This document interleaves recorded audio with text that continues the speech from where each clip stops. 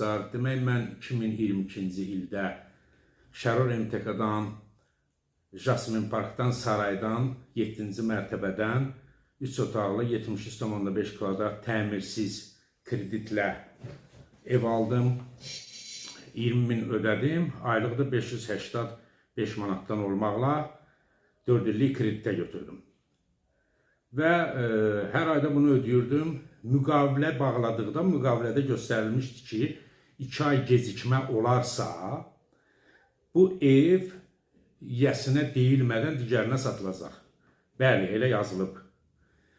Mən də elə olurdu 3 ay gecikirdim, 3 ay birdən ödəyirdim, 6 ay gecikirdim, 6 ay birdən ödəyirdim. Orada məsələ burasındadır ki, nağdı pulla ödəyirsən. Yəni, onların hesabı yoxdur. Mən hər dəfə gəlib deyirdim ki, sizin iş vaxtınız mənim də iş vaxtına düşür. Xahiş edirəm, bir hesablayın, oraya ödəyim. Onlar da hər dəfə yola verirdilər mənə.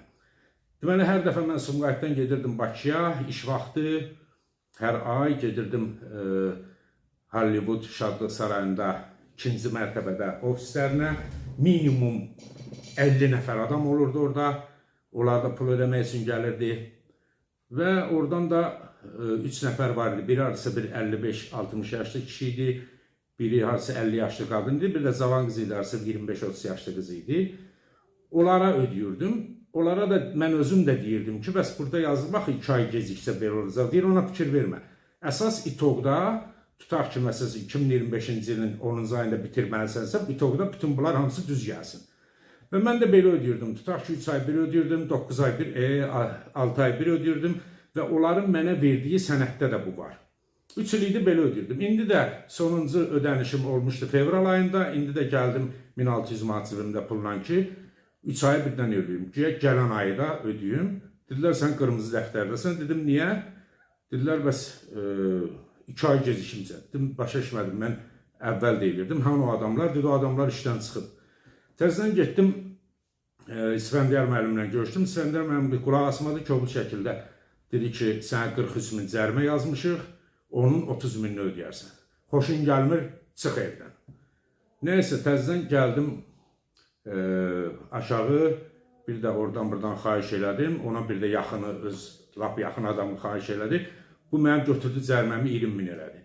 Deyirəm, qardaş, niyə eləyirsən bunu? Qulaq asmır da, adamla danışa bilmir, yaşlı adamda, adam da çox şey eləyə bilmir də, danışa bilmir. Dedi ki, bəs evin qiyməti indi bahadır, əvvəl sən orada 650 manat idi, indi 1200 manatdır deyir. Sən cərimə ödə deyir. Deyirəm, niyə axı da sənin işçilərin mənə deyib də, mən 3 ildir sənin mənə verdiyin cədvəli də çıxartdım, onlardan çıxartdım. Dedim, bu mənim ödənişimdir. Bax da, burada 6 ayda gecikib 6 ayını ödəmişəmsə, 3 ay gecikib 3 ayı ödəmişəm, görürsən də sənin bu mənə verdiyindir. Deyir, o işçilər mənə aladım, mən onları işdən qoymuşam. Mən neyniyim? O işçilər mənə 3 il idi, necə deyirdi, elə də ödəyirdim də, sənin işçilərin idi də. İndi o işçilərlə həll elə də, mənə niyə durduğum yerdə cərimə yazırsan? Əgər belə idisə, mənə 3 ildir belə ödəyirdim, mənə indi niyə deyirsiniz bunu? İndi deyir ki, ev alıram əlindən, bəs ya da ki, 20 min üstə ödə.